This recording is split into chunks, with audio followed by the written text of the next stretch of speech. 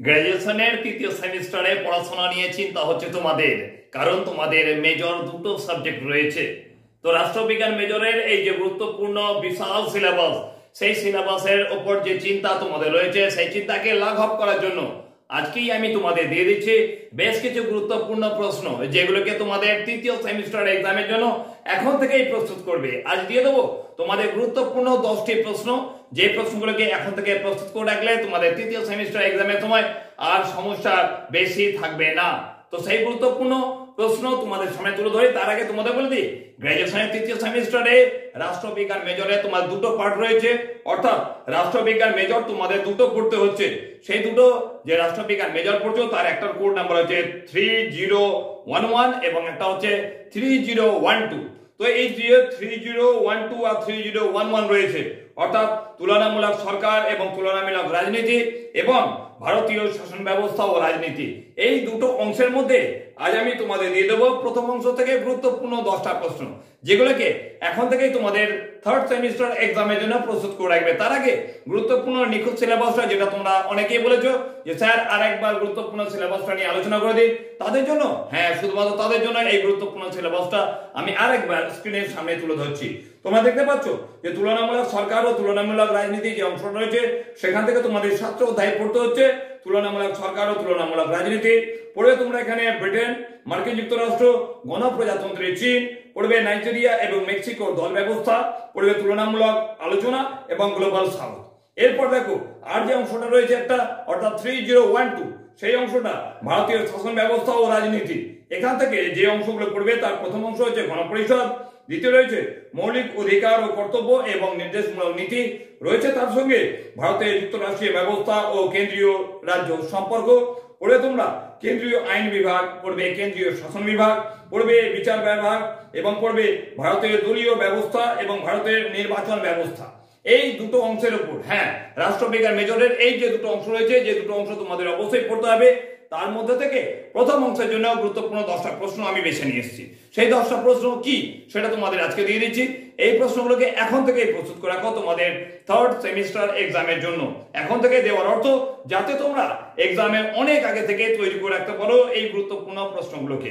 তোমাদের এই গুরুত্বপূর্ণ যে প্রশ্ন হয়েছে, সেই প্রশ্নগুলোকে শুধুমাত্র আমি শোনাচ্ছি, খাতায় অবশ্যই নোট ডাউন করে দেবে এই গুরুত্বপূর্ণ প্রশ্ন, যাতে এগুলোকে পরীক্ষার আগে তোমরা প্রস্তুত করে রেখেছো কিনা সেটা দেখে নিতে পারো। আর দ্বিতীয় পার্ট থেকে খুব শীঘ্রই গুরুত্বপূর্ণ 10টি প্রশ্ন আমি তোমাদের দিয়ে দেবো। তো প্রথম যে অংশ রয়েছে, সেই অংশ থেকে গুরুত্বপূর্ণ যে প্রশ্নটা আমি বেছেছি তোমাদের পরীক্ষার জন্য, তার প্রথম প্রশ্ন করে রাখবে তুলনামূলক রাজনীতি বলতে কি বোঝায়। খুব গুরুত্বপূর্ণ প্রশ্ন। এর সঙ্গে প্রশ্ন রয়েছে তুলনামূলক রাজনীতির উদ্দেশ্য সমূহ আলোচনা করো। প্রশ্নটাকে 10 নম্বরের গুরুত্বপূর্ণ হিসেবে তোমরা অবশ্যই প্রস্তুত করে রাখছো তোমাদের থার্ড সেমিস্টার এক্সামের জন্য। দেখো এখানে আমি তোমাদের জন্য 2 নম্বরের যে প্রশ্নটা বেশি, তুলনামূলক শাসন ব্যবস্থা আর তুলনামূলক রাজনীতির পার্থক্য লেখো। গুরুত্বপূর্ণ এই প্রশ্নটা তোমরা করে রাখছো। তারপর করবে এককেন্দ্রিক এবং যুক্তরাষ্ট্রীয় শাসন ব্যবস্থার পার্থক্য লেখো। এই প্রশ্নটা 5 নম্বরের গুরুত্বপূর্ণ প্রশ্ন, ভালো করে প্রস্তুত করে রাখো এখন থেকেই তোমাদের পরীক্ষার জন্য। করবে 4 নম্বরের প্রশ্ন, ব্রিটিশ সংবিধানের প্রধান বৈশিষ্ট্যগুলি আলোচনা করো। এই যে 4 নম্বরে যে প্রশ্ন দিলাম ব্রিটিশ সংবিধান থেকে, এই প্রশ্নটা 10 নম্বরের গুরুত্বপূর্ণ প্রশ্ন, ভালো করে প্রস্তুত করবে। তোমাদের এখন থেকে কেন দিচ্ছি, তোমাদের একটা কথা বলে রাখি, অনেকে আমাকে বলেছে স্যার আপনি যে গুরুত্বপূর্ণ সেশন দিচ্ছেন, যে প্রশ্নগুলো দিচ্ছেন, পরীক্ষায় তো সবই আসছে, কিন্তু পড়ার জন্য হাতে এক্সট্রা সময় পাচ্ছি না। সেই কথাটাই ভেবে আজকে তোমাদের দিয়ে দিচ্ছি এই গুরুত্বপূর্ণ প্রশ্ন, যাতে তোমরা আগে থেকে এই প্রশ্নগুলোকে প্রস্তুত করে রাখো। তারপরে দেখো নেক্সট গুরুত্বপূর্ণ প্রশ্ন আমি দেখেছি, ব্রিটিশ প্রধানমন্ত্রী বা লোকসভার ক্ষমতা ও কার্যাবলী আলোচনা করো। এখানে একটা কথা বলে রাখি, ব্রিটিশ প্রধানমন্ত্রীর ক্ষমতা কার্যাবলী এটা তোমরা করে রাখছি, যেমন তেমনি লোকসভার ক্ষমতা কার্যাবলীটাও তোমরা কিন্তু পরীক্ষার জন্য আগে থেকে প্রস্তুত করে রাখবে। করবে তারপরে প্রশ্ন, ব্রিটেনের বিচার ব্যবস্থার বৈশিষ্ট্যগুলি লেখো। 5 নম্বরের গুরুত্বপূর্ণ প্রশ্ন। করবে তারপরে প্রশ্ন, মার্কিন কংগ্রেসের ক্ষমতা ও কার্যাবলী আলোচনা করো। এই প্রশ্নটা তোমাদের থার্ড সেমিস্টার এক্সামের জন্য আগে থেকে প্রস্তুত করে রাখছো। তারপর দেখো নেক্সট প্রশ্ন করবে, মার্কিন রাষ্ট্রপতির ক্ষমতা এবং কার্যাবলী আলোচনা করো। এই প্রশ্নটাও গুরুত্বপূর্ণ প্রশ্ন। তারপরে তোমাদের জন্য বেঁচেছি মার্কিন যুক্তরাষ্ট্রের দল ব্যবস্থার বৈশিষ্ট্যগুলি লেখো। ভালো করে প্রস্তুত করে রাখছো। এবং এখান থেকে একদম লাস্ট প্রশ্ন, যে প্রশ্ন তোমাদের বেঁচেছি, চীনা কমিউনিস্ট পার্টির ভূমিকার মূল্যায়ন করো। তোমাদের এই যে প্রশ্নটা দিলাম অবশ্যই 10টা গুরুত্বপূর্ণ প্রশ্ন। তোমাদের এখানে আমি দিলাম তুলনামূলক শাসন ব্যবস্থা ও রাজনীতি থেকে গুরুত্বপূর্ণ প্রশ্ন। আরো রয়েছে ভারতীয় শাসন ব্যবস্থা এবং রাজনীতি।